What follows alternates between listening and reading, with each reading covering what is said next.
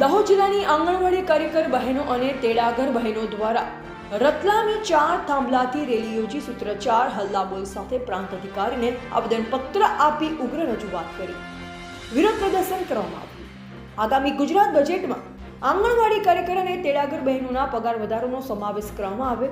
લાંબા સમયથી પડતર પ્રશ્ન માટે તાત્કાલિક બેઠક ડિજિટલ કામગીરી કરાવી હોય તો સક્ષમ મોબાઈલ સેટની માંગ સરકાર દ્વારા આ બહેનોને મોબાઈલ આપેલ ન હોવા છતાં અંગત મોબાઈલથી ડિજિટલ કામગીરી કરી રહ્યા છે। દિવસે દિવસે કામકાજનો પણ એટલો બોજો વધારી દેવામાં આવ્યો છે કે ધાક ધમકીને દબાણના કારણે માનસિક સ્થિતિ બગડતી જાય છે અને બહેનોને લઘુત્તમ જેટલું વેતન પણ આપવામાં આવતું નથી। કેન્દ્ર સરકારની યોજના હોવા છતાં 2018 પછી કોઈ પગારમાં વધારો કરવામાં આવ્યો નથી, જેમાં દાહોદ જિલ્લાની મોટી સંખ્યામાં આંગણવાડી કાર્યકર બહેનો હાજર રહ્યા અને ગુજરાત સંગઠનમાંથી મહામંત્રી કૈલાસબેન રોહિત, દાહોદ જિલ્લા પ્રમુખ કુસુમબેન અને સંગઠનના હોદ્દેદાર ઉપસ્થિત રહ્યા અને ઓનલાઈન કામગીરી વિશે, મોબાઈલ ફોન બાબતે, પગાર જેવી અનેક માંગણીઓ અને દાહોદ જિલ્લાના અધિકારીઓ દ્વારા ધમકી આપવામાં આવશે તેવી વાત કરવામાં આવી। आवाज दो, हम सब एक है, इंकलाब जिंदाबाद, हम भारत की नारी है, फूल नहीं चिंगारी है, नारी शक्तिનું શોષણ બંધ કરો, ભાજપ સરકાર હટાવો જેવા નારાથી દાહોદ શહેરનું વાતાવરણ ગુંજી ઉઠ્યું હતું અને ગુજરાત સંગઠન મંત્રી દ્વારા ડબલ એન્જિનની સરકાર પર આકરા પ્રહારો કર્યા હતા અને આવનાર સમયમાં માંગણી ન સ્વીકારાય તો ઉગ્ર આંદોલન કરીશું અને ભૂખ હડતાલ પર ઉતરી કામથી અળગા રહેવાની ચીમકી પણ ઉચ્ચારવામાં આવી હતી। Reporter Sunil Kumar, H Damor, Singvad, Dahod. આંગણવાડીની વર્કર હેલ્પર બહેનોએ રેલી દ્વારા પ્રાંત સાહેબને આવેદનપત્ર આપ્યું છે। ગુજરાત આંગણવાડી કર્મચારી સંગઠન ઘણા વખતથી રેલીઓ કરી છે। રાજ્યની અંદર પણ 4 મહારેલીઓ કરવામાં આવી છે। 10મી માર્ચે મુખ્યમંત્રીશ્રીને રૂબરૂ રજૂઆત પણ કરવામાં આવી છે।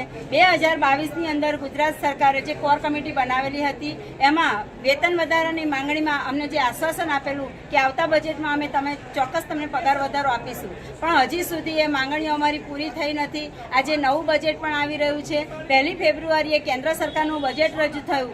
એ સૌથી 7 જે બજેટ રજૂ થયા છે એની અંદર સૌથી વધારે કામ કરવા જો પાયાની કામગીરી કરનારી બહેનો છે, આંગણવાડી બહેનો, આશા વર્કર બહેનો, તે બહેનોને 1 પણ રૂપિયો વેતન વધારો આપવામાં આવ્યો નથી। કેન્દ્ર સરકારે 2018 પછી ઢગલો કામગીરી સોંપી દીધી છે, પણ વેતન વધારાના નામે શૂન્ય છે। 1 ફેબ્રુઆરીના બજેટમાં પણ કાંઈ સમાવેશ કરવામાં આવ્યો નથી। આગામી ગુજરાતનું બજેટ પણ 16 ફેબ્રુઆરીએ આવે છે। તો અમારી માંગણી છે કે ગુજરાત સરકાર પણ કેન્દ્ર સરકારના આદેશ મુજબ જો સ્થાનિક બહેનો પાસેથી કામ લેવું હોય તો 16મી તારીખે બજેટમાં એમનો સમાવેશ કરે, વેતન વધારો કરે। બીજી બાજુ મોબાઈલ પણ 2018માં આપ્યા હતા, તે બગડી ગયેલી હાલતમાં છે।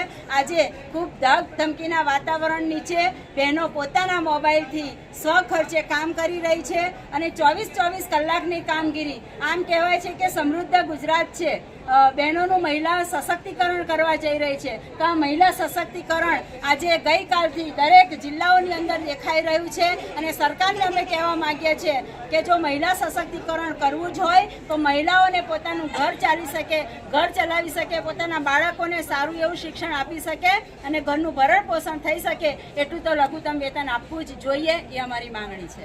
આપનું નામ? કૈલાસબેન રોહિત, ગુજરાત રાજ્ય મહામંત્રી।